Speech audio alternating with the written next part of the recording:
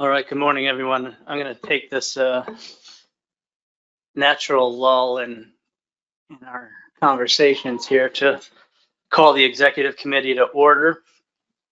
Going to go through approval of the agenda. I do want to point out that at the end of our agenda today, we're going to go into closed session for a few items. We're going to get an update on our CARES Act repayment progress, some current litigation that we're dealing with, and today is the day. Sorry, Bob. Today is Bob's performance reviews.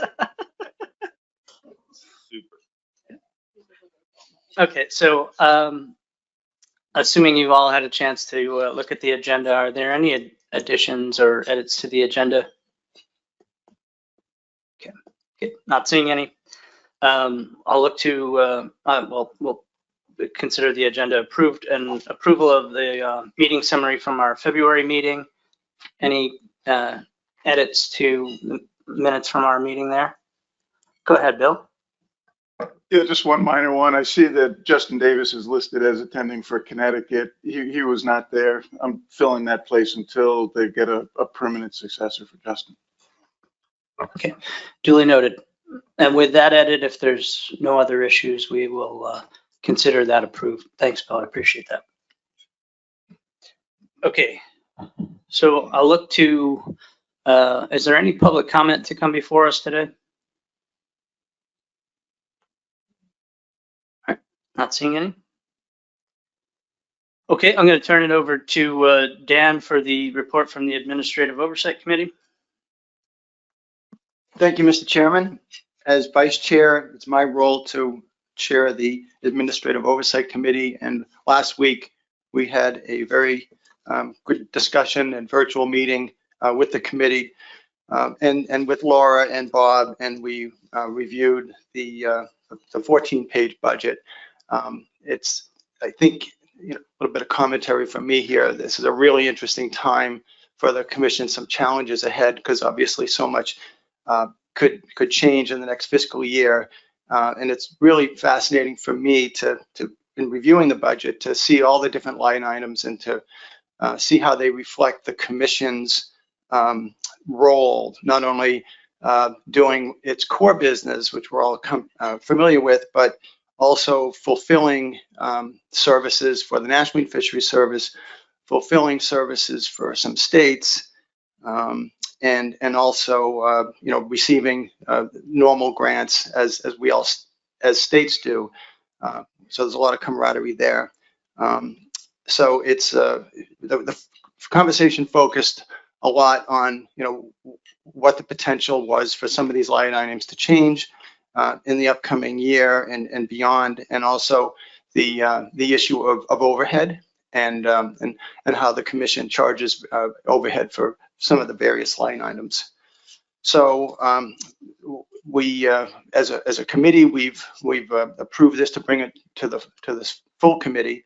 And so at this time, I think I'll ask Laura to go over the budget maybe in more detail. Thank you, Dan. I sent the budget out, the proposed budget out last week to the executive committee, so hopefully you've had a chance to review it or look at it.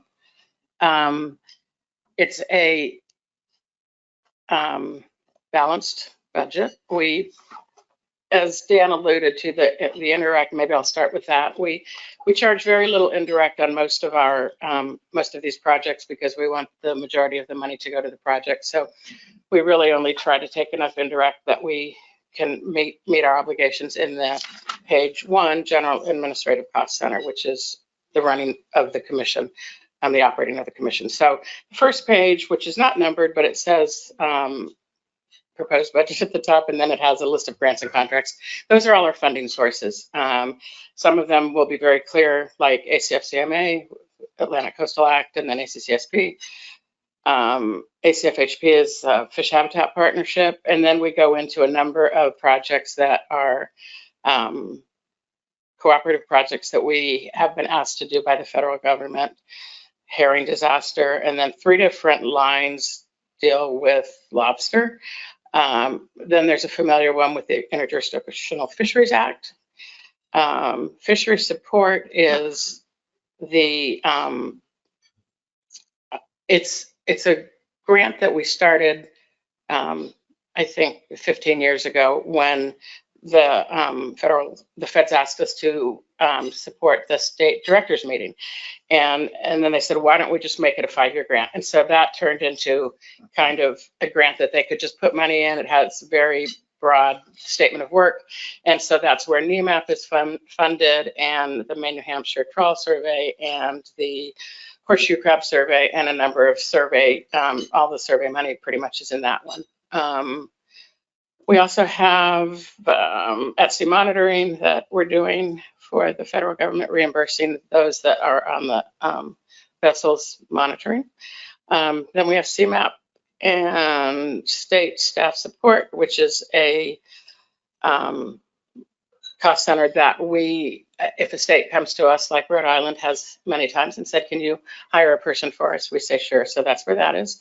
And then Wallabro is something that should be familiar with to you all. And then there's a ton of detail in the in the budget, so I'd be glad to answer questions about specific pages rather than walk through them, unless you would like me to walk through them. It's up to the committee. Any requests for specific details? John Clark? Real minor, Laura, just at the bottom of that page where it says revenue is comprised of state assessments, registration fees, and indirect, I can see the indirect cost recovery, but are the state assessments just the amount that's charged to the states each year? And then registration is just the annual meeting? Yes. Okay. Yeah, yes. And I'm pleased to say that all 15 states are up to date with their assessments. And we've already got 3 or 4 states that have paid for FY26. So thank you very much. Any other questions for Laura?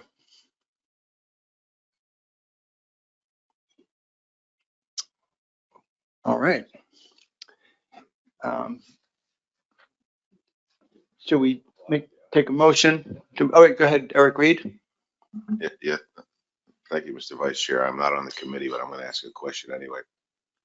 We've talked about it before, about sweeping your accounts over the weekend. Are you doing that? Is that working out for you? Do you have enough money in the bank where you can sweep your account over the weekend and make money doing it? Or I know you've done it before, so I just, my question is, are you still doing it?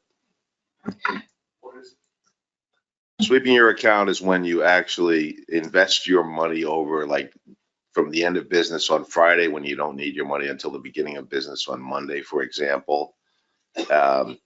We've talked about it before. You may make just a very small percentage, but I mean, if you put in 500 grand, you have a $500,000 in your account, for example, you put it in over the weekend, maybe you're going to pay for some staff or you're going to pay for breakfast, but you make money doing it. So it's an interesting thing, but if you have enough money to make it worthwhile, it's worth doing. I think Laura's done it before, but that's my question. Are we still doing it? Yeah, thanks, Eric. Yeah, we generally have not been doing that. Just I mean, what we have in our checking account is highly variable. Generally, the way it works is we spend the money and then draw down from all these different grants on this first page to reimburse the expenses for that week or whatever period it is. So a lot of times over the weekend, there's not a whole lot of kind of cash on hand. And you know, there's an administrative burden of kind of moving that in and out of an investment type thing. So we haven't been doing that. We can look into it and see if, you know, what kind of return we could get for sort of a 48-hour investment, you know, percentage wise, and see if it's worthwhile. Yeah, we've talked about it before, and I think you had done it at one point, but I mean, every little bit helps, especially now. So. Yeah, thank you, Eric. We have a new bank officer that I'm actually trying to arrange a meeting for him to meet Bob, and so we'll talk to him at that when we have a meeting about that. All right, thank you. Anyone else on the executive committee with any questions for Laura or Bob? Okay, seeing none, can I get a motion to approve the budget as presented today? Doug Haymans, and second from John Clark. Are there any objections to the motion? Seeing none, passes by unanimous consent. Joe, back to you. Thanks, Dan. Thank you, everyone. Appreciate that. Next, we have legislative update, so I'll turn it over to Alexander. Thank you. Good morning, everyone. I am Alexander Law. I'm the Legislative Program Coordinator. I think all of you know me except for Carl. Carl, nice to meet you. Apologies if this is a reminder for most of you. I know that we discussed many of these items on the State Director call a week and a half ago, 2 weeks ago. I will begin with Sportfish Restoration Reauthorization.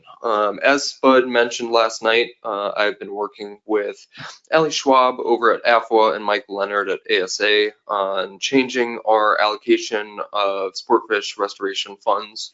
All four commissions have been receiving $200,000 each year since the 80s.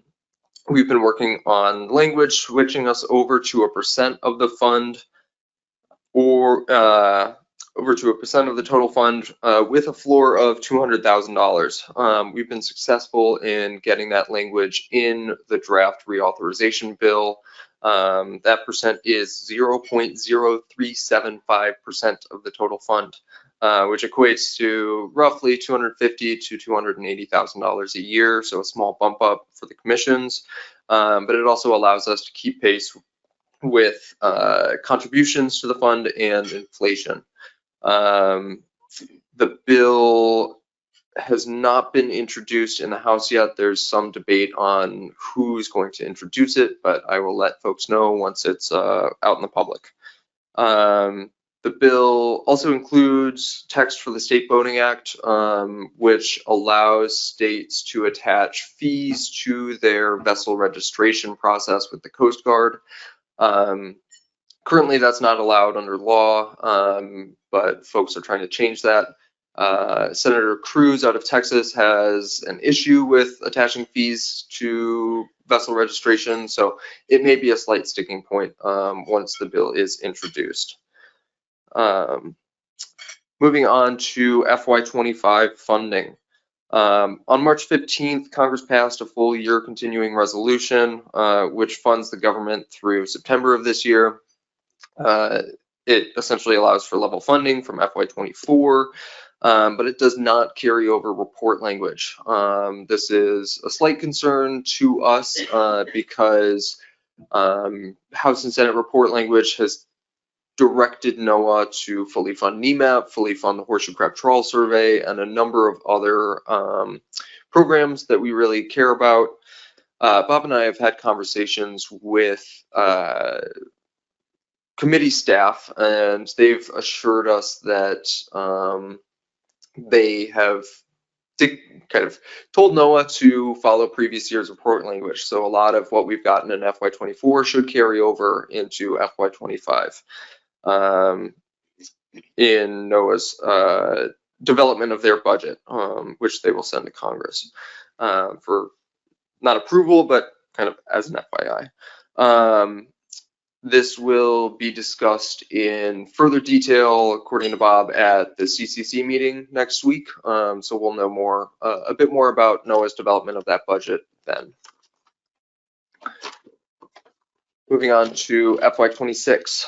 A few weeks ago, we saw a document between NOAA and the Office of Management and Budget be leaked. This is pretty unusual. But it gives us a decent idea of where the president's budget is headed. Just a few days ago, the White House released what they call a skinny budget, which is top line spending numbers, which are pretty in line with the leaked memo. It proposes a 29% cut to National Marine Fisheries Service, elimination of Sea Grant, elimination of species recovery grants, elimination of interjurisdictional Fisheries Act grants, elimination of habitat conservation programs at NOAA, and then would move some ESA responsibilities of National Marine Fisheries Service over to the Fish and Wildlife Service. Most of these are pretty unique to this year, although we have faced proposed cuts to Interjurisdictional Fisheries Act grants in the past under both Democrats and Republican administrations. Fisheries data collection, surveys, and assessments would essentially receive level funding according to the memo. The NOAA enforcement line would decrease by 14 million to 67 million. And then regional councils and commissions would receive a small bump up to $45.7 million. The FY26 budget was discussed at the LGA luncheon yesterday, and they rightfully highlighted that there are opportunities for greater partnership with the federal government that may align with this administration's goals. Two of the things that they focused on include better rec data collection and promoting cooperative research. So I believe that this is going to be discussed a little bit later in the executive committee, but they were interested in writing a letter highlighting some potential opportunities that the commission could partner with the federal government on. I have been submitting appropriations requests, hundreds of appropriations requests to offices all up and down the coast in support of our FY26 priorities. And I'm following up with offices on those requests in the coming weeks. We have not received a NOAA Blue Book yet, which would detail those line items and specific funding levels for a lot of the granular stuff that we care about. Should be coming out hopefully later this month, but we will see.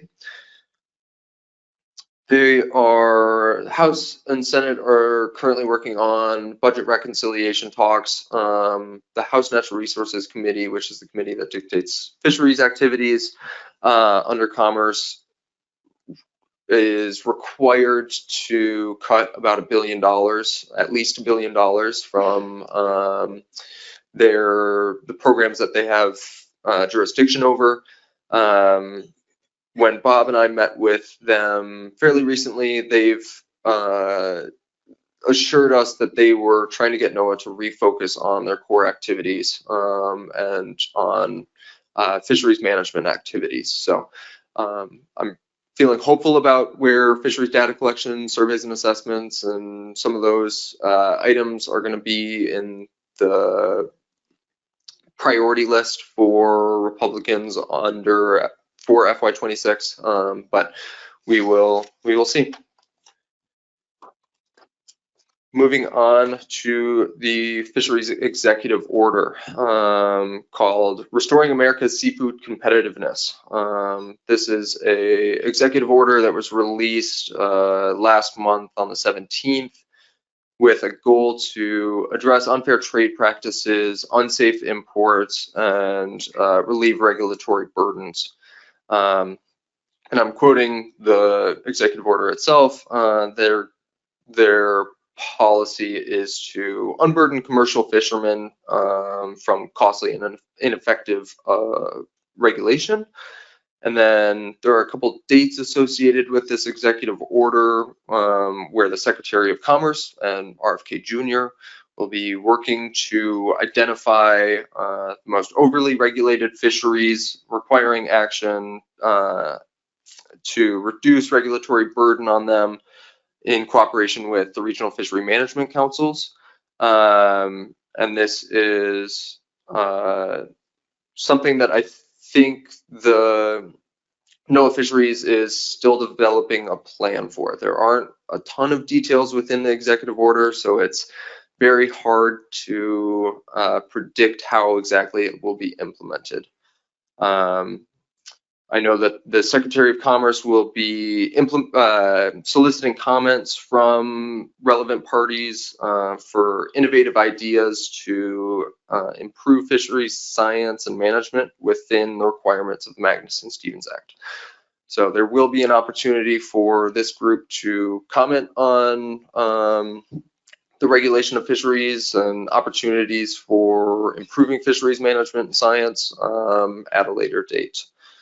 The last thing that I will briefly say is in the meeting with House Natural Resources Committee, they were interested in getting our feedback on NEPA and the Marine Mammal Protection Act and opportunities for reform within those two laws. So if your states are experiencing issues that they would like addressed, or there are opportunities for greater efficiency under those regulations, please let me know. I'm happy to connect you to House Natural Resources Committee staff for you guys to weigh in on those issues.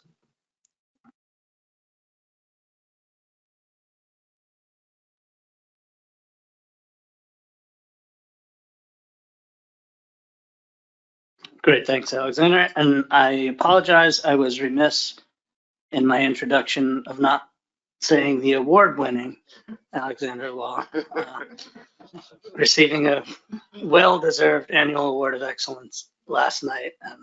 Congratulations, and thank you for all the hard work. Are there any questions for Alexander? John? Thank you, Mr. Chair. Thank you, Alexander. I'm just always very interested in the sport fish restoration reauthorization because it is such a big part of our budget. And any updates as to any changes to that? I mean, I know the funding, they were talking about closing some loopholes to not lose funding, but I know the biggest part of it is coming from the federal gasoline tax, which really is not going up at all. Any talk about doing anything else to enhance the revenue to it? Yeah, so there was an issue that was discussed at the boating task force, which has been kind of organizing this restoration effort, reauthorization effort. And there's been an issue on who pays imported, rod and reels, pays taxes on imported rod and reels from foreign manufacturers. I think that they are sending a lot of manufacturers are sending that equipment directly to consumers and not necessarily paying taxes on those. There's some language in here that would close that loophole, and that would provide some additional revenue. Okay. John, are you good? Yeah. Great. Okay. Marty? Thanks, Mr. Chair. Thanks, Alexander, for a great report. I've asked this of others, and I'll ask this of you, and I'm not sure anybody has the answer, but so the executive order is focused on the councils, but I'm curious as to whether or not the closure of the exclusive economic zone to fishing for striped bass is something that could be in play under that executive order. Thanks. Yeah, so I asked Max this last night. He said that he did not anticipate opening up the exclusive economic zone to striped bass fishing. In theory, if someone really wanted to do it high up within the administration, it could be done, but it doesn't sound like it's something National Marine Fisheries Service is going to pursue. Okay, Jeff Kaler? Yeah, thank you, Mr. Chairman. So, Alex, did you see the letter to the councils yesterday from the new AA that came out? I was on the mid, so I get all this stuff early from Eugenio Pinheiro Soler saying that the councils are going to have an opportunity, the public is going to have an opportunity. There will be a Federal Register notice that's coming up with not anticipating a protracted comment period. So the discussion we had yesterday, I think, leading up to our ability to interact with that process, it's coming up. So it was just a 2-page letter sent to the councils. I can send you a copy if you want. Have you seen that yet? And it helps us with a little bit of guidance as to what to expect, I think. Yeah, not a ton more details within that document. I did take a look at it yesterday, but I'm hoping that the Federal Register notice will contain a little more guidelines on what they're looking for in terms of public comment. Good. Yeah, we watched that too. Thank you. Yeah, thanks. Thanks, Jeff. That's something that we've talked about here that, we'll do our best to track and see how all three councils that we closely interact with plan on, handling this EO. So.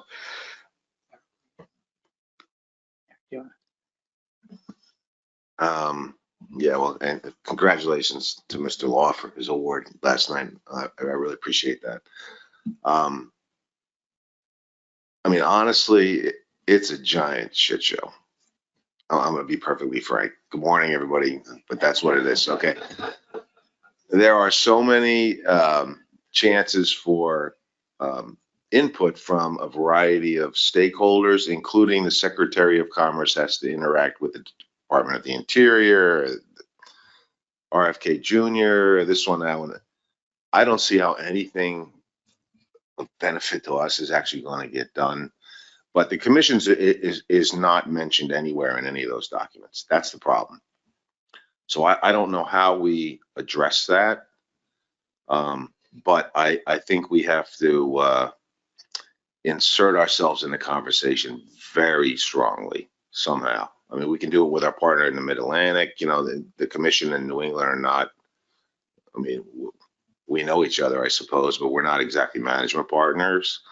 But it's not just specific to the Mid-Atlantic and New England. It's all 8 councils across the country. And I think we have the ability to interact with them, but we're going to have to just stuff ourselves into the conversation in order to protect what we do.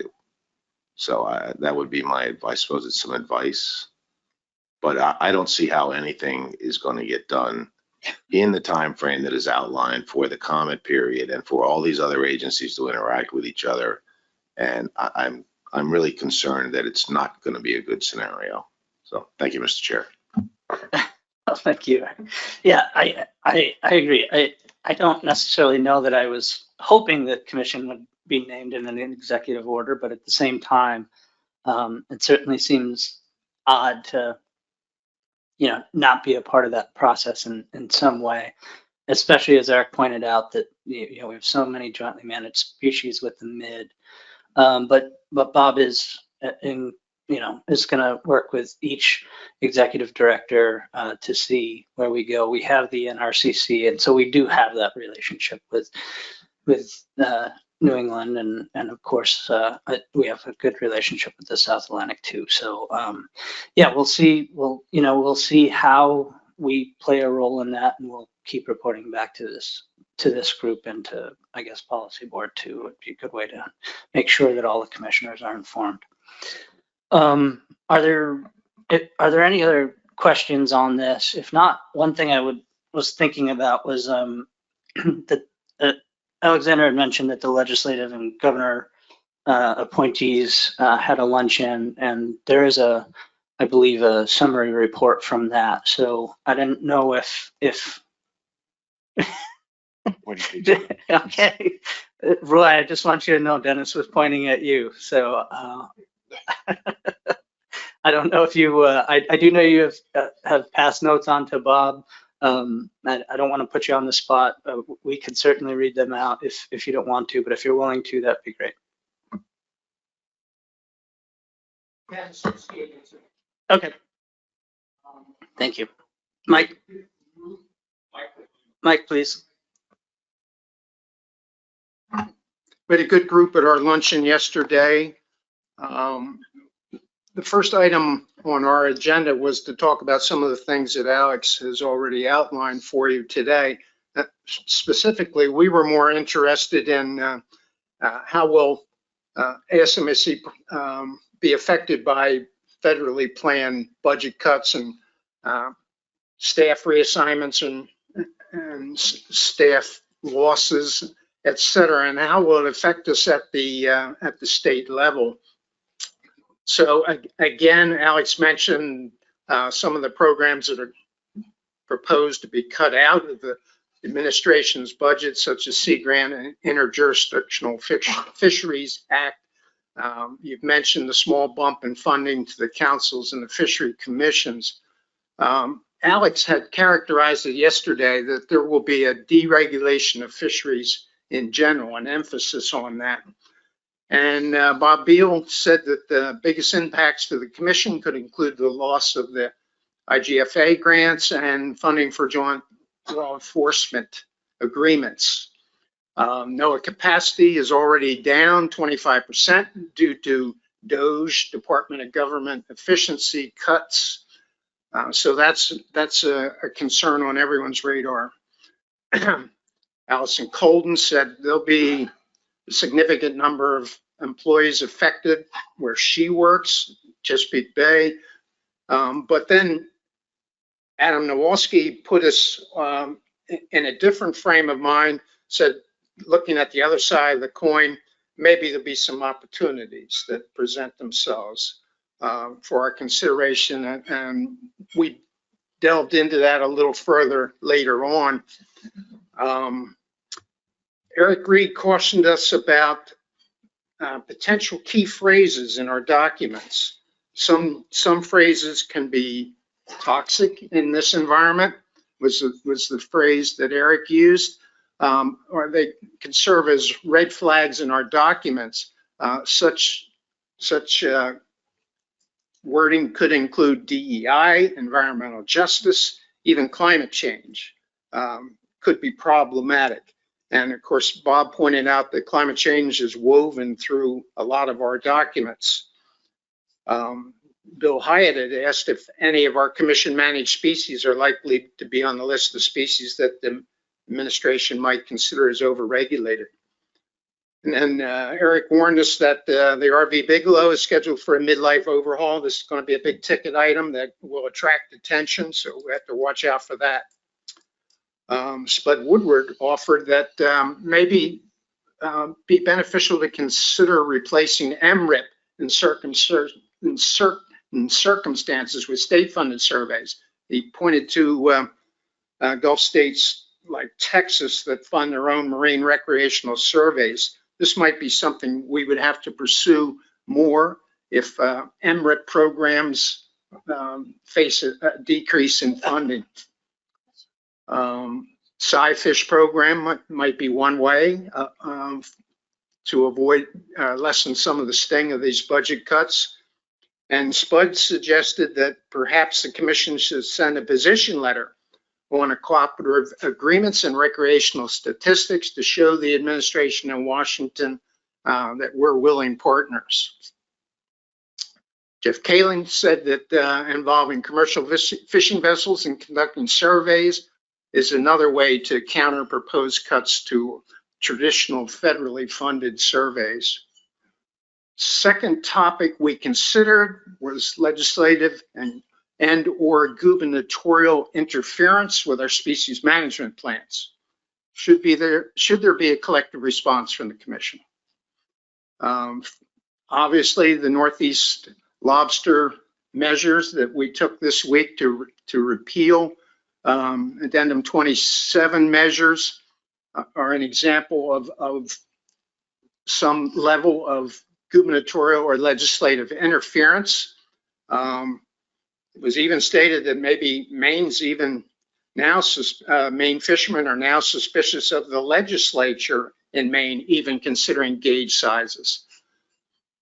So this is a problem. Allison Colden pointed out that there's a bill in the Maryland legislature to alter the striped bass young a year survey and add 8 or 9 new stations. That's either a good thing or a bad thing, depending on your point of view. It shows that legislatures are more than willing to tamper if they have the opportunity and are so motivated. Brian Turner said there's a bill in North Carolina to even regulate red snapper, which of course is not a species that we manage. But he wanted to know if our agents, our commission would want to weigh in on such proposals. And that's Mr. Chair, pretty much all we had time for. We thank the group for their participation, and I think it's worth repeating that in that particular group yesterday, which was well attended, there's an enormous amount of experience and knowledge to tap into, and we were all appreciative of the opportunity to get together. Thank you. Yeah, thank you. I couldn't agree more. And I was tempted to move on from the report, but there was a lot of heavy stuff in there. So I am gonna just take a minute or two if there are any comments or follow-up on all of that. And I do see some hands, so I'm gonna go to Carl and then I got you, Ray. Thank you, Mr. Chair. I just, for clarity, the department didn't feel pressured by the governor of the state of Maine. This was a department decision that was supported by the governor. So it's, just for the record to clarify that. Thank you. We have a couple live mics over here, but I'm gonna go to Ray and then to you, Sheree. Yeah, pardon me. Thank you, Joe. I'm not a committee. But we left the meeting and Dennis had mentioned that we had such a good conversation by many attendees that we could possibly meet again at the August meeting, but I never heard whether we would or not. Dennis suggested it. Thank you. Yeah, I think it's just up to us to request having a meeting. It fits in pretty good at the lunch time that we use. The only thing that seems to always happen is the meetings preceding our meeting run over and we get a bit shortchanged. But yesterday's meeting was the most energetic meeting that we've had in some time. The participation and the comments by everyone, I think really were very good and appreciated, and especially in the direction that we're going. We need the LGAs to take more part in what's going on. Thank you. Thank you, Dennis. Sheree and Eric and then Marty. Thank you, Mr. Chair. Yeah, I just wanted to clarify that New Hampshire had the opposite of what Maine just described, that it was our governor that had indicated that the rule would not be moving forward, even though it was in place for gauge change for lobster. So Maine and New Hampshire approached it from a different level. Fish and Game really had no idea what was happening until the governor had indicated that this is what's going to happen. So, Eric. Thank you, Mr. Chair, and thank you, Mr. Miller, for your report. And I do agree that yesterday's meeting was really probably the most energetic meeting I've been to, and I've been going to those for quite a long time. But one of the outcomes, Mr. Woodward and Mr. Nowalski were really influential in the discussion about things that are positive. I mean, you could spend forever talking about how bad things are. But I think it was the consensus of the group yesterday to try to send a letter to Congress about supporting cooperative research and a few other items. And I don't want that to get lost in the soup here this morning. But it was a really, really good conversation, and I'm really honored to be on that group because there's a lot of knowledge in that room, which helps me a lot because I don't have any knowledge at all, as you all know. But I don't want the fact that there was a unanimous agreement to move that forward to this body this morning. So I don't know if you want to talk about it or not, or we have to wait till our next meeting or not.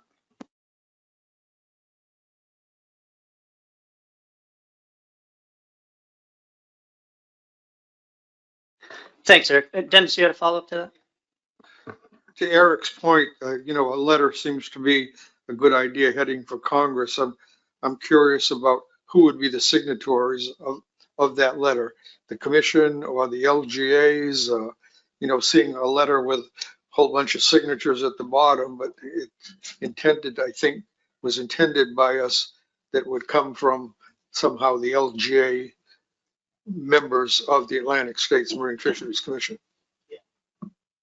Yeah, I personally think that as it's been mentioned several times, there's a great wealth of knowledge within the LGA group. So I think I would expect it to come from them. I will ask if there's any concerns from XCOM on whether or not a letter should move forward, but I think it should go to policy board so that, all the commissioners get a chance to hear that this letter is coming out, and we'll do that. So, yeah, Bill, is it specific to this? Otherwise, is it all right? Okay, why don't you go ahead? And then Marty, sorry, I'll get to you next. So I just wanted to add something. My impression from the meeting was that the key points of the letter were to point out that the commission already has a history in addressing some of the interests that were expressed in the executive order. That we've already got some experience, already got some success with that, and that there are opportunities to address and push those successes further along. What was unclear to me was exactly who we would be sending that letter to and what form it would take. And I think that was still in sort of an open question. And, is it a letter, and who it should go to, and what is the best way in which to pursue that message? Thanks, Bill. Yeah, I'm going to go to Marty and then Alexander. Thanks, Mr. Chair. With Emerson Hasbrook participating virtually, New York didn't have any representation at yesterday's meeting, but I just wanted to add to Roy's comments with some of the bills circulating in various state legislatures that New York had last year a ban or a bill to implement a moratorium on horseshoe crab. That bill was vetoed, but that bill is back in the New York legislature again this year. So just adding that we're also experiencing similar scenarios with bills when affected species. So thank you. Thanks, Marty. Alexander? Yeah, the Secretary of Commerce will need to come before the appropriations committees to justify NOAA's FY26 spending request fairly soon. Those committee meetings are not on the books yet, but I think that would be an appropriate time to send a letter to the Secretary of Commerce and CC those committees. Very good. Thank you. Erica, and then I'll go to Jeff Cannon. Could I ask for clarification on what the content of this letter would be?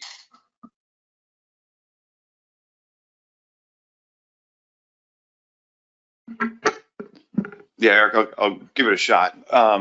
Really, the legislative governor's appointees wanted to include two main topics that ASMFC is willing and in a great position to help out with as things move forward. One is cooperative research, and that includes industry-based surveys on commercial vessels and then that sort of thing. And then the second was any recreational data collection reform that may occur under this Congress. So, now, as everyone knows, a bill was introduced in the last Congress to potentially make some changes to the MRIP program and recreational data collection. We're hearing that bill may be reintroduced. We're not sure who that would be, as Alexander said. So, we'll monitor that. But I think, the commission is uniquely positioned for both of those topics to be able to help out. The one thing that we haven't decided or hasn't been a lot of conversation on is in the same letter, should we include concerns about IJF being zeroed out and substantial cuts to JEA and that sort of thing. I don't know if we keep positive and negative separate or if we want to roll it all into one letter. The discussion yesterday at the LGA meeting was just put the positives and areas that we're well positioned to help out. And so we'll have to have that conversation either at the policy board or somewhere to decide, what's the total content of the letter. Go ahead, Erica. So asking a little more details on it. ASMFC will be offering to overtake the administration of all, or how how much of cooperative research programs and how much of state data collection. I'm unsure what this help might look like. Yeah, it's more of a general statement that, you know, we feel that there's value in cooperative research, and, you know, we've worked with the industry on projects like NEMAP and Horseshoe Crab and the Maine New Hampshire Trawl Survey. And, you know, we're efficient at running those programs, and we're administering them, and we're supportive of additional cooperative research. So it's really a general statement, not a, you know, a position that we want to take over anything. It's just, you know, if as more cooperative research comes online, which seems to be a priority of the administration and Congress, we're in a position to be able to help.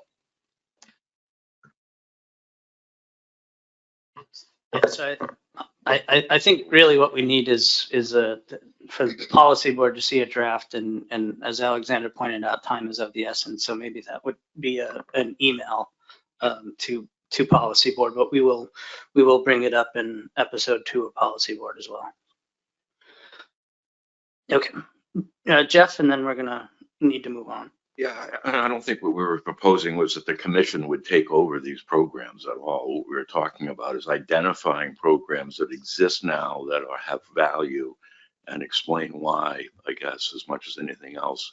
Initiatives like lots going on in the Northeast in the area of study fleets and so forth, where industry is providing data from their boats that's being used to help support assessment and reducing uncertainties in assessment.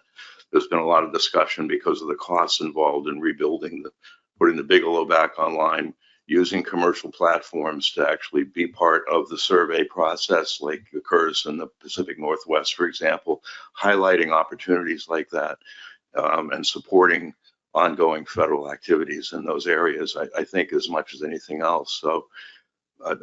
So we've got this Federal Register notice coming out in terms of who the letter would go to. Once we figure that out, I think it would be valuable to let the 3 councils in the Atlantic see the letter, copy them, and try to do this in concert with the councils reacting to the opportunities of the executive order. That's kind of what I've been thinking, but thank you. Yeah, go ahead, Bob. Yeah, just related to Jeff's comment and others, you know, that next week is the council coordinating committee, which is all 8 councils get together with NOAA fishery leadership and talk about all the issues that are in front of the groups, and they meet twice a year. I'll be going to that meeting, as well as the executive director from the Gulf Commission and the Pacific States Commission. And we have actually a meeting with the new assistant administrator next Tuesday. So we'll know a whole lot more sort of next week as to where the councils are, where NOAA leadership is, what's the guidance to councils on executive orders and other things. And you know, we'll have our meeting with the AA and you know, represent collectively all the coastal states' perspective on moving forward. So, you know, I think we'll have a lot, I hope we'll have a better understanding of where the administration stands and where NOAA leadership is, you know, in the near future, and how some of these things will be moving forward. And maybe that gives us more insight as to content of this letter, as well as the right points to interact with the new administration and new Congress. Okay, thank you. Important discussion, and appreciate all the work, and thanks for kicking us off on that, Roy. We move into the discussion paper on declared interest in voting privileges. Hopefully you all had a chance to look through that again. And I think what I'll do is I'll turn it over to Bob for a quick review of how far we got, what questions we still have, and then we'll take a look at where we want to go from there. Great, thank you, Mr. Chair. As everyone remembers, we talked about this quite a bit at the February meeting. I've updated the document a little bit. So if you're looking at that, it should have a May 1 date at the top, which is the discussion paper on declared interest in voting privileges. included 3 general topics: declared interest, voting privileges, and then the virtual and hybrid meeting participation. From my perspective, and I think the perspective of this group and the policy board, issue number 3, which is virtual and hybrid meeting participation, was taken care of. There's a motion pass that's included on the bottom of page 4 if you want to go back and look at that. I went back and re-listened to the executive committee conversation that we had, and a few questions popped out from that obviously the group wanted to talk more about, and they're in issue number 1, which is declared interest, and issue 2, voting privileges. Declared interest, there was a fair amount of conversation centered around the 3 criteria that are used to establish a declared interest in a species, and there seemed to be some confusion on these 3 criteria. The important part is you only have to satisfy one of these. You don't have to satisfy all 3. So if you can check the box for any of these 3, you qualify for a declared interest in a species and participation on that board.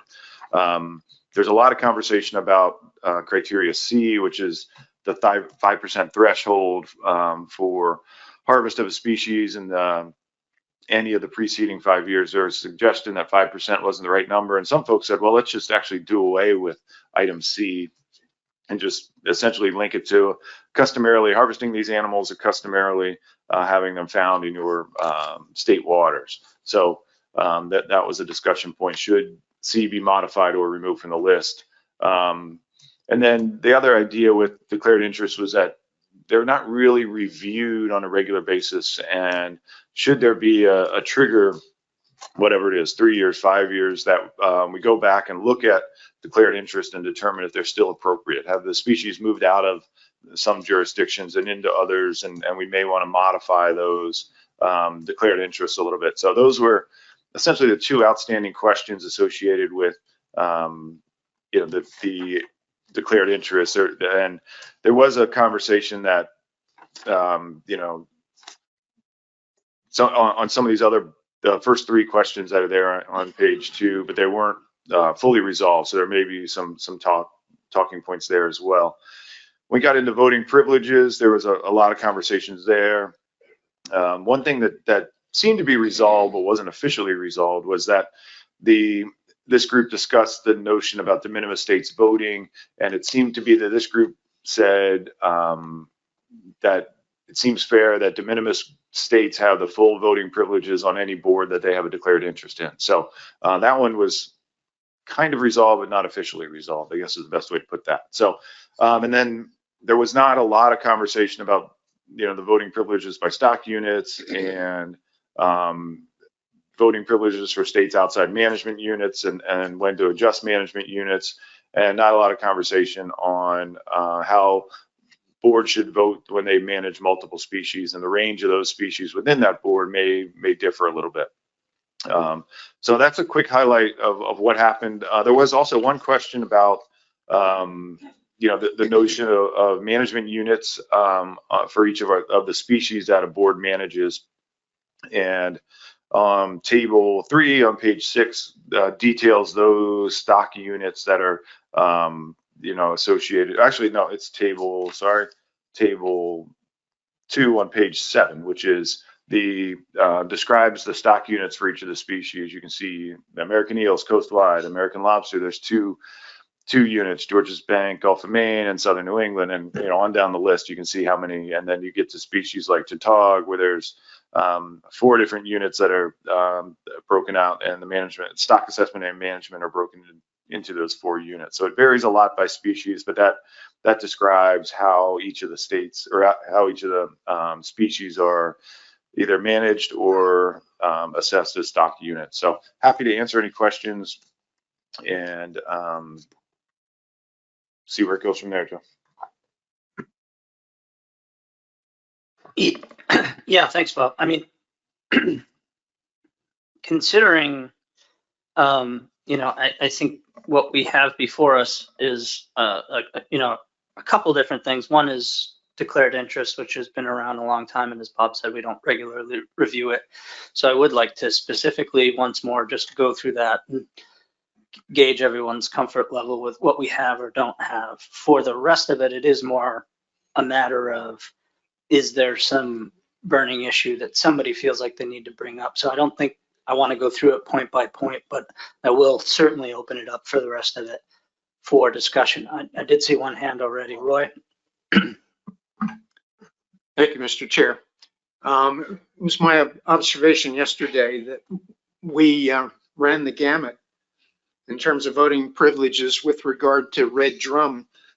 I was interested to see that after bringing the topic up of how northern states should vote relative to the southern states overfishing and overfish status for red drum, should the northern states even be voting?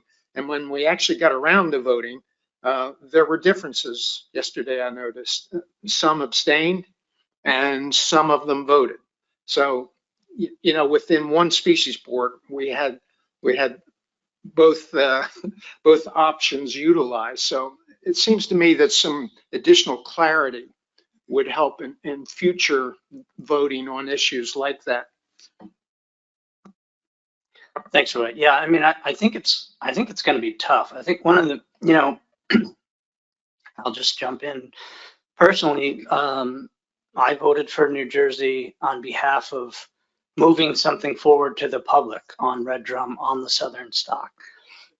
That's, you know, a lot of times when we do FMP changes, it goes from a specific board to a policy board, right? I mean, we always have that kind of checks and balances, and my voting in support of moving something to the public was very similar, I think, to what my policy board decision would have been, is this is appropriate to move out to the public. So, you know, I think there's going to be a whole lot of issues. When we talk about management units, TOG is a very particularly tough one because there are very small management units. You know, New York has Connecticut on one side and New Jersey on another side. And then if you leave it to just those management units, you have two voting members. And if Connecticut and New Jersey both disagree with New York, where is New York? You know,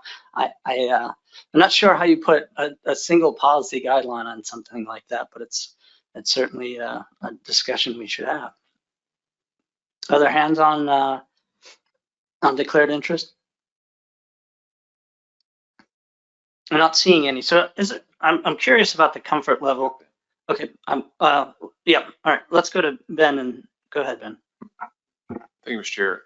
Yeah, I was confused. I didn't know if the conversation was on stock, you know, or declared interest, but specifically declared interest. You know, the question is, should we remove C? I struggle with that back and forth because it seems to be the only quantitative measure in that list, but I can see how that can muddy the waters, where if it's just one of any of the three, then it might seem not useful, because obviously A and B are a lot easier to justify or need versus C. But again, that struggle, I don't really have an answer, but I just want to bring that up, that is kind of the only quantitative measure there where it seems more defensible whether they should or shouldn't be declared interest, where the rest being a lot more vague. Thank you. Yeah, thanks. I appreciate that. We're recording a list here. So yeah, I mean, me personally,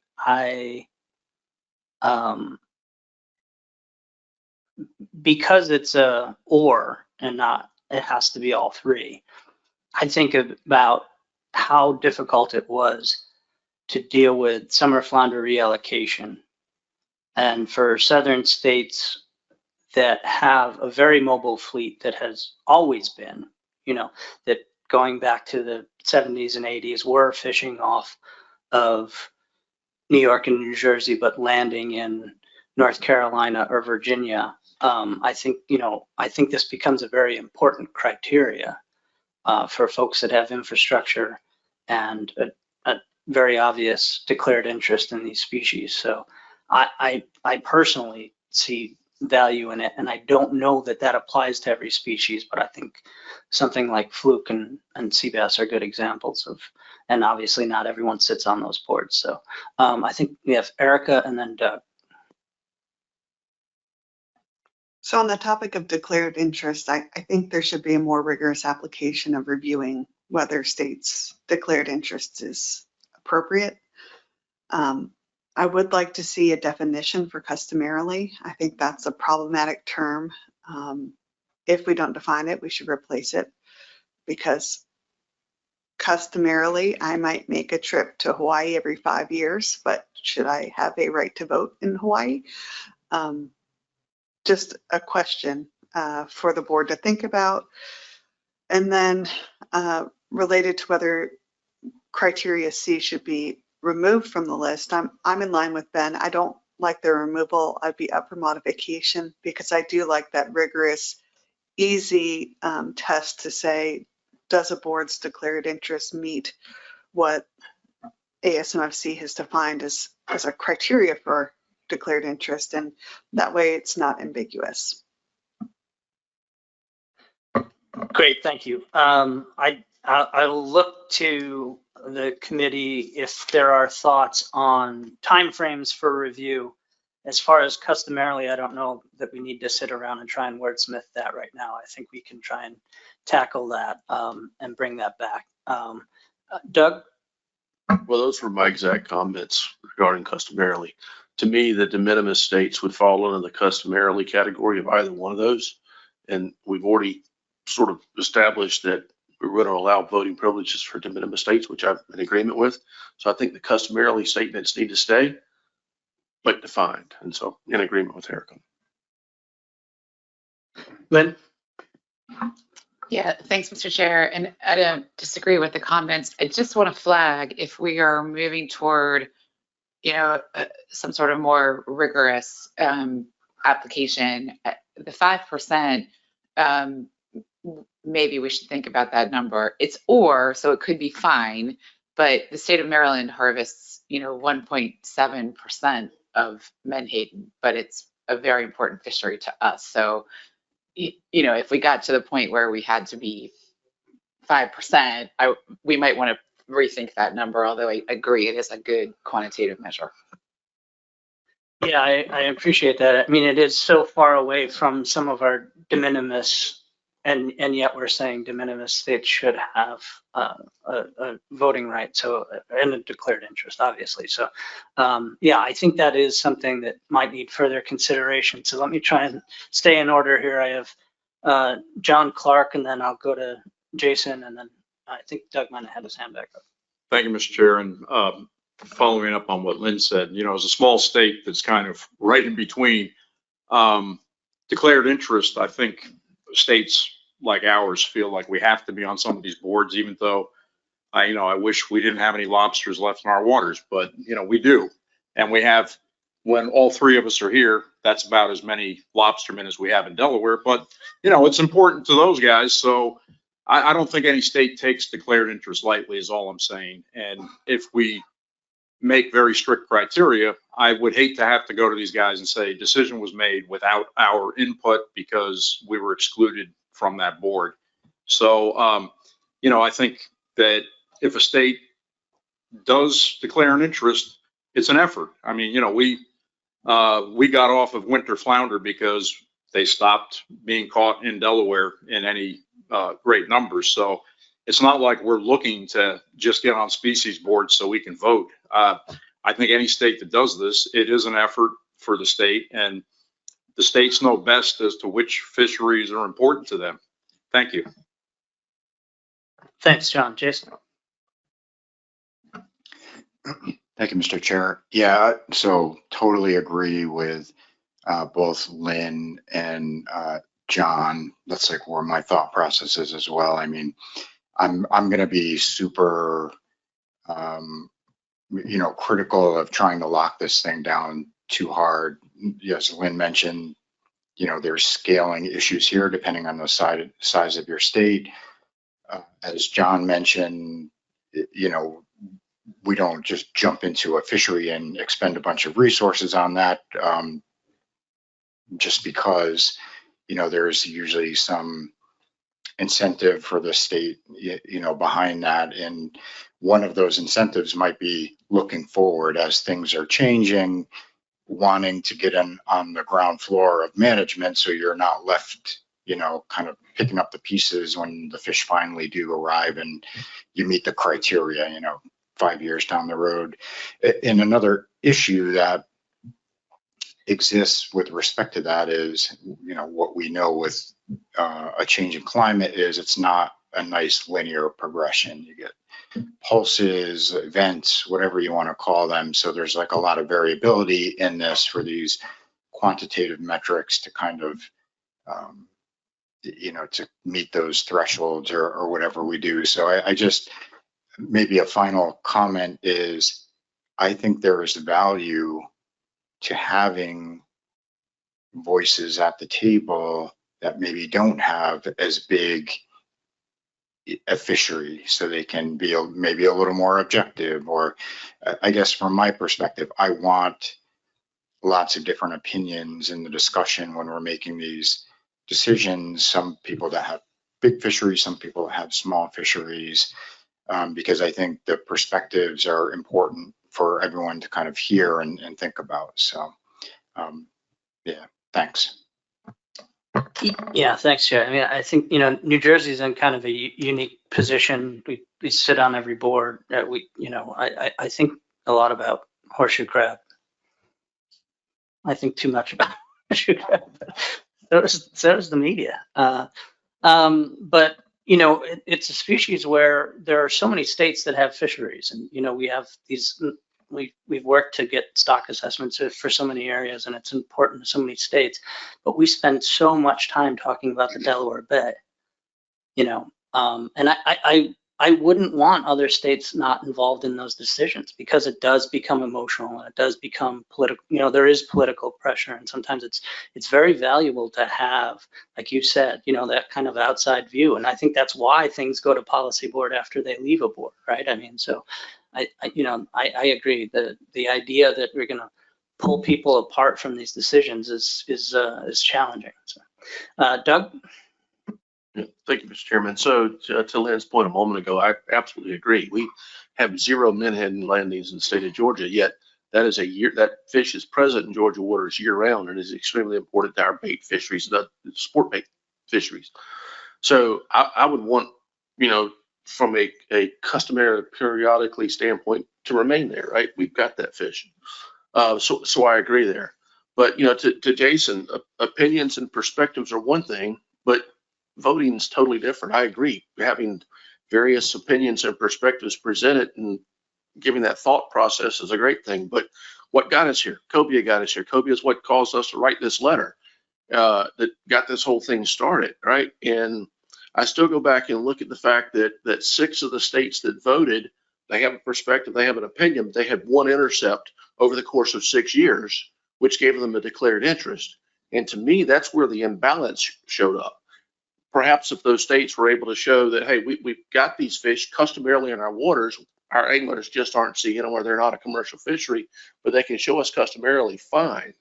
I just want to go back to what got us here, and that's that what I viewed as an imbalance in that fishery. So at least in declared interest of that fishery.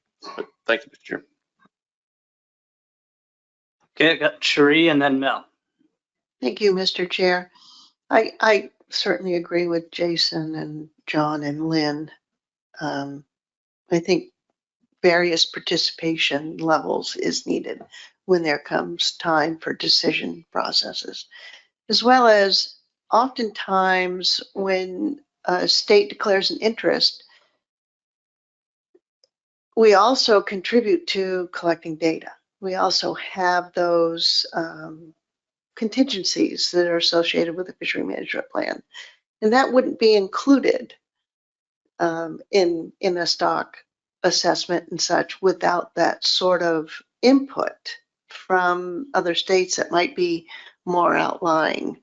And you might not necessarily be picking up, the outliers, the growth or the condensation of various species. So I think that there's lots of benefits to having where fish are in various states be accountable.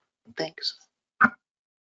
Thanks, Sharia. And before I go to you, Mel, I apologize, and I hope this isn't an abuse as chair here, but I do want to make a comment to Doug, because I think that the letter was important. I think what was kicked off is extremely important, but I'm afraid I can't let it go on Cobia.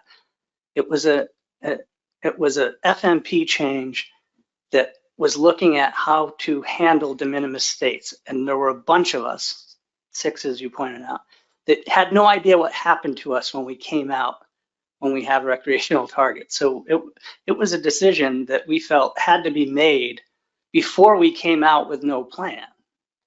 And the situation that I think the southern states are concerned about still completely exists. Again, I think this is a totally legitimate and important discussion. But I just don't feel like what happened with Cobia was a perfect example of the problem, because we did need to address de minimis for that plan. And I apologize. Go ahead, follow up. Just to that point, the importance in that decision dealt with allocation.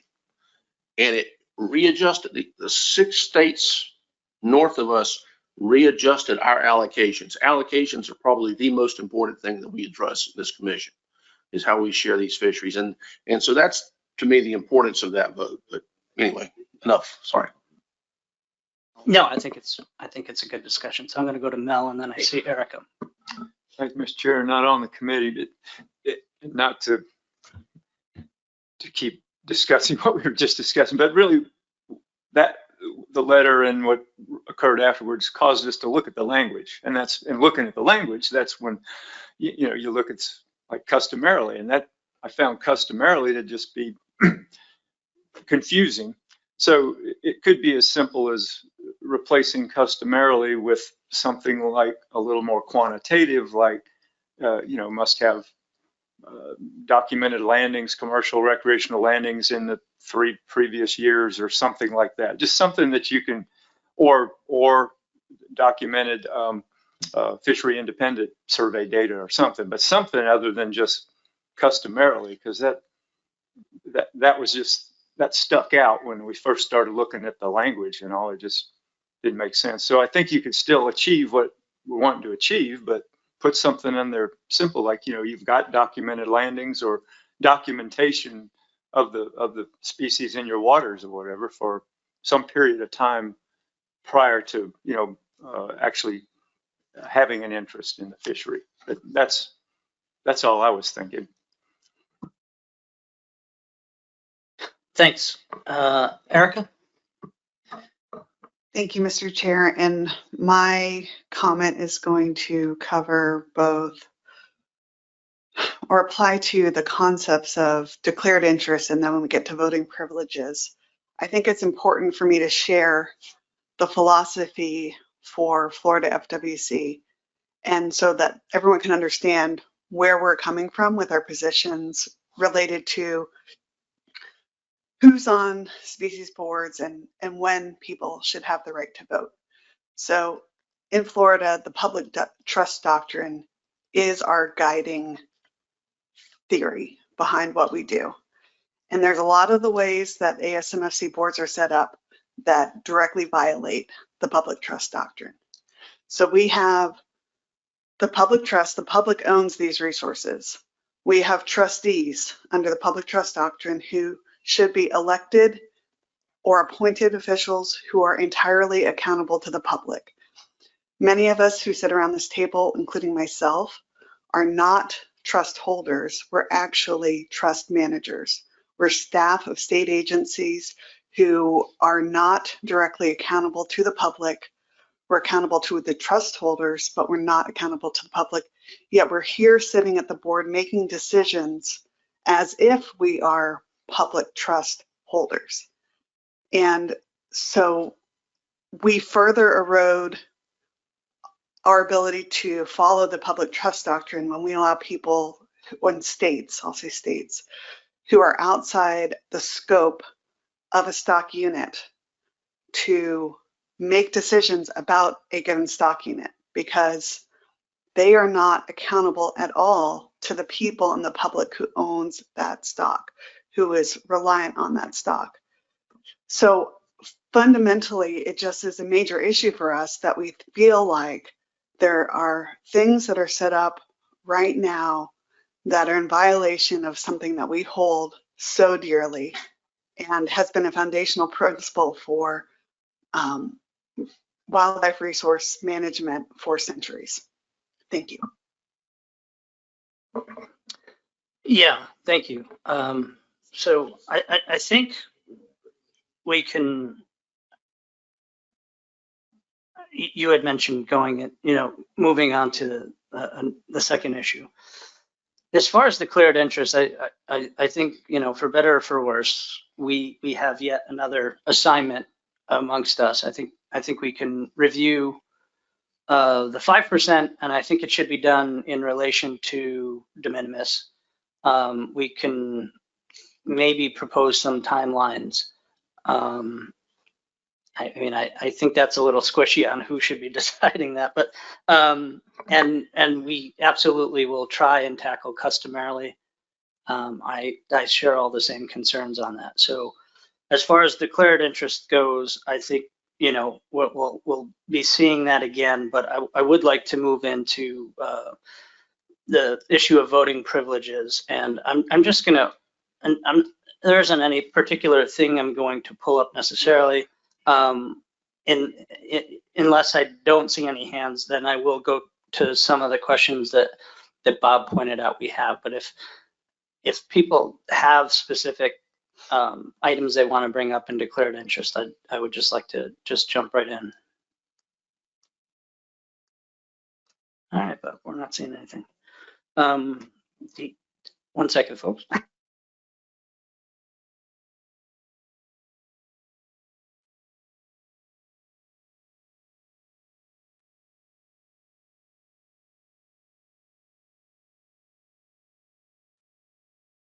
Okay, sorry for the sideboard. So I do think then that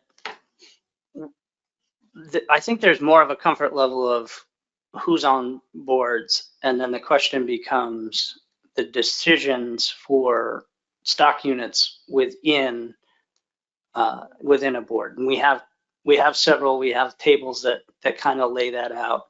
As I've pointed out, some are quite unique, like TOG. I think there's some real challenges there with just 2 states voting. But I would like to see or hear some comments on the idea of voting for decisions on stock units.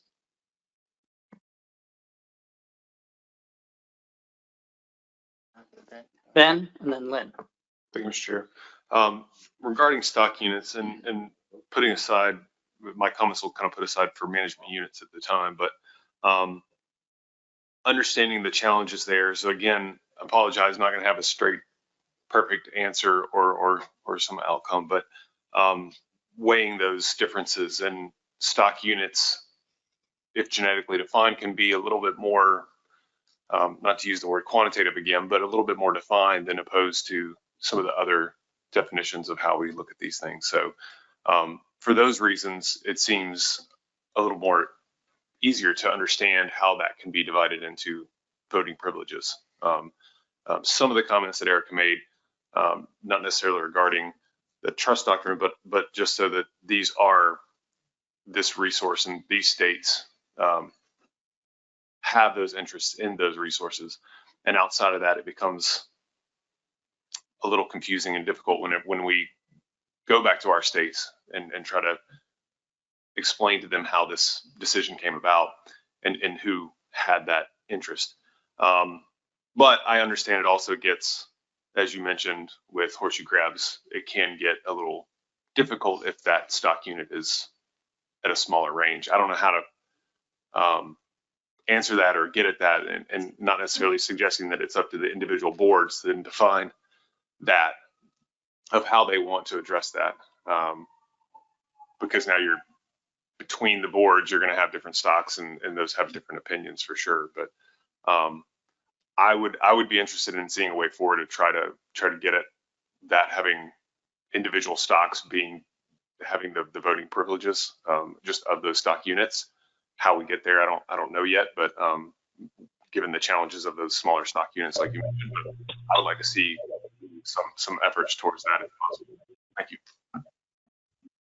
Yeah, thanks. I mean, I think there are a lot of different examples that, and going back to when I mentioned, how difficult it was for a reallocation decision on summer flounder, I had always thought that if we tackled bluefish first, it would have been a piece of cake. And I think, quite frankly, I think that was true. I don't think that we had those same fights, and I think we regularly willingly share our quotas for wherever that pelagic fish shows up.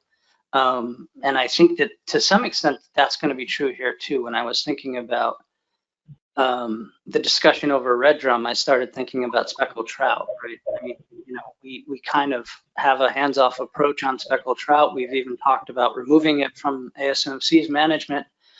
But for a lot of states, our authority that allows us to act quickly comes from the fact that there is an ASMFC management plan. I think that's really the only reason why we stayed in with that species. So I think, the concerns here are going to be species specific. I don't think there's a way around that. So I think that's going to be one of the challenges of a policy. I think we may need to look at these tables that staff provided for us and really give thought to what exactly we're talking about. So I have Lynn and then Chris.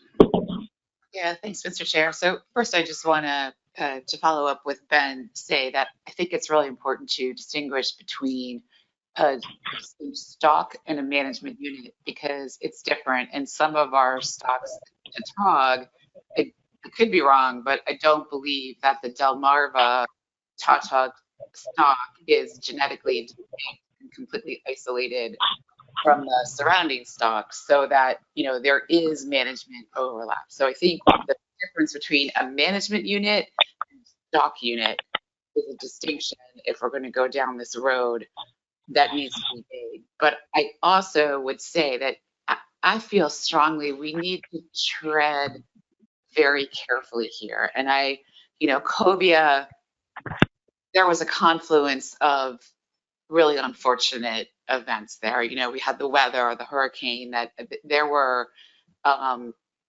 it was a series of unfortunate events. But, I will say that I think that every state that sits around this table has at some point felt, frankly, ganged up on. I mean, it happens. In striped bass, there was a decision made that prohibited the state of Maryland from allowing its charter fleet to have a 2-fish bag. And while I appreciate, Erica, the comment about the public trust, I'm not sure I agree with the accountability because the commission was sued over that decision, as I understand. So there is accountability. The commission is accountable when it makes these decisions. I think as we're moving forward and we're seeing climate change and fish move and people hold resources dear for many different reasons, if we're going to withdraw if we're going to stovepipe ourselves and stovepipe our resources, I think it sets us up to be much less effective at what we do. So I'll just leave it there and thank you.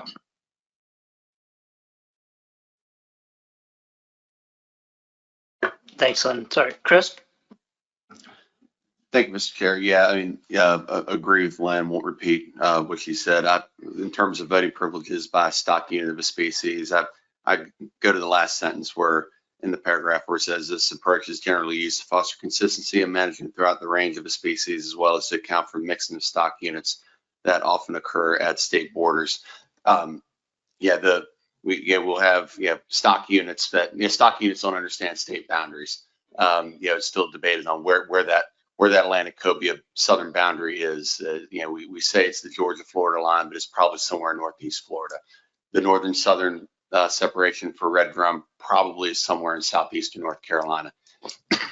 Trying to figure out who's able to vote based on that just adds a lot of confusion. And also the way we're doing things now is, I think we kind of hold all of us accountable, meaning that, we're not going to, we don't want a certain stock unit to be kind of managed under lower standards than others. If nothing else, for me, it would be really hard to justify, supporting measures for the stock specific to North Carolina, but then another stock it's not, having a different set of standards that aren't as restrictive. And I have to sit on my hands and can't do anything about it. So I think we should leave this one alone. And probably leave most of this alone as far as voting privileges. Thanks. Thanks, Chris. Yeah, and I just keep going back to on big decisions, it goes to policy board where everyone is expected to weigh in too. So I do find that one of the biggest challenges of this. So, as I mentioned, we have some tasks for issue 1. So obviously we're not putting this to bed today, and we do have other items to tackle. Regarding issue 2 or 3, I would ask, if anyone feels that they should bring a motion forward today, we can certainly have a discussion on that. And if not, then I think, we can allow folks, as Ben, as we talked about, to look at those tables of stock units, and if there is a specific species where it seems appropriate, it may not be a policy for everything, or maybe we can somehow guide a policy through for everything. Then I'd be interested in probably, again, doing that as an email exchange as a starter, and then we would queue this up again, for better or worse. But I believe Spud wanted to make a comment. Yeah, thank you, Mr. Chairman. I'm not on the executive committee, thank goodness. I think this has got to be dealt with. If it's not dealt with in some way or another, it's going to continue to be a source of ambiguity and confusion. We're going to experience it later today on Menhaden. Menhaden board is going to be dealing with something that obviously is controversial and in the eyes of a lot of folks. And what is the role of states outside of the Chesapeake Bay to participate in deliberations that are going to have a very specific geographic effect in an area? And so I think the easy way out of this is just say, well, we can't fix it because it's too complicated, and let's just leave it where it is. But it's going to create situations at different boards in different ways. And so I would encourage us to at least continue to examine this in some way that we can come to a conclusion that is best possible. And it may be, is it appropriate for individual species boards to decide about voting privileges and not have some overarching policy that constrains a board? We've talked about that in a lot of other things. We talked about yesterday, may versus will and things like that.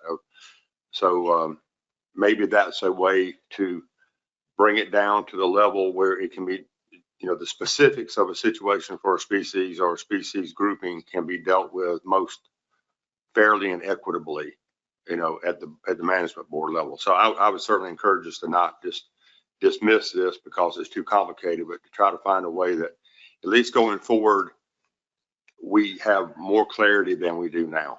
So thank you. Yeah, thanks, Bud. I appreciate those comments. I'm going to turn to Bob for a second here.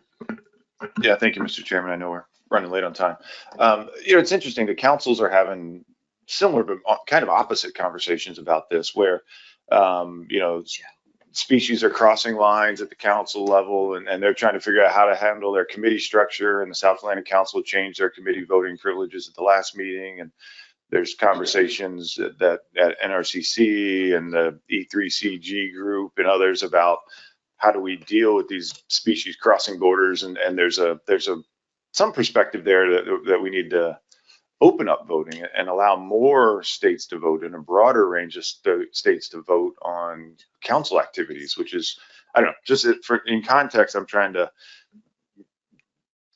reconcile the two conversations that count three councils up and down the coast and one ASMC that is coast wide, and that there seems to be sort of some opposite conversation. In other words, there's some conversation around this table about paring down voting, but at the council level, some of the councils, they're talking about expanding voting. So I don't know, it just seems to be a difference in direction at times between state waters and federal waters. And I'm not sure what the right answer is. I'm not pushing either way.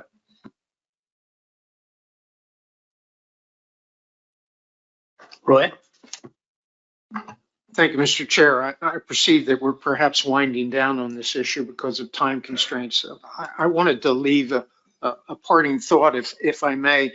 I think if a state declares an interest in a species, I think we should give that a lot of weight.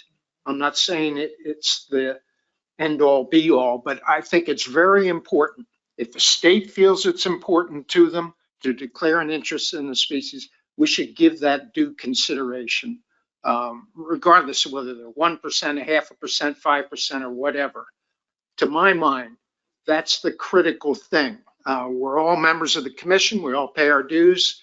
And if a state has a declared interest, that should be important. Thank you. Yeah, thanks, Roy. I appreciate that. And again, going back to Spud's comments and discussions, the notion that this is maybe more species specific. We dealt with that with de minimis too, right? There was no way to just have an overarching policy. These species are just too different to land in that one spot. So I would say to that extent, although I've tasked us with some of the stuff for item 1, that I would ask that folks on XCOM and we'll be reporting out to policy board too. That if there are thoughts on how to move forward with items for particular species, that be brought forward to us to send that to Bob. And with that, I would really like to move on. We've got a couple important things to still cover. I'm going to turn it over to Laura to go over the annual meeting update. Very uncontroversial and easy. October 26th through 30, we will be in Dewey Beach. John, do you want to say anything? And what can I say other than you haven't lived until you've been to Delaware? But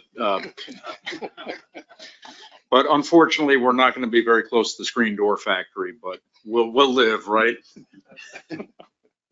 Thank you, John. And then in 2026, we're going to be in Rhode Island. Jay, do you want to say anything? Yep, a little slow out of the gates here, but I think we picked Newport, beautiful spot for our meeting. So so that'll be nice, lots of good food and good shopping and things like that right close by. So thanks. Thank you. 2027, we're going to be in South Carolina, 2028, Massachusetts, 2029, Pennsylvania, and 2030, Georgia. That is my report. Excellent, thank you. Appreciate that, and excited to get around the town. I did have one Dewey Beach incident where I lost. I darn near lost my car entirely. Going underwater at the hotel there, but hopefully it's not going to be one of those. I've got pictures. I remember sending these two Bob and Tony pictures. Like, what is Dewey Beach doing to us? We've done a lot of dredging since then, Joe. They had to build up the beach because we thought we were going to lose the bridge right over the inlet, Roy. So a lot of sand has been moved since you were last there. All right, thank you. Look forward to it. As always, the annual meetings are a great part of what we do. I really believe that. With that, we are going to move into closed session. So we are going to ask non-commissioners to please head out right now. We've got a few things to go over.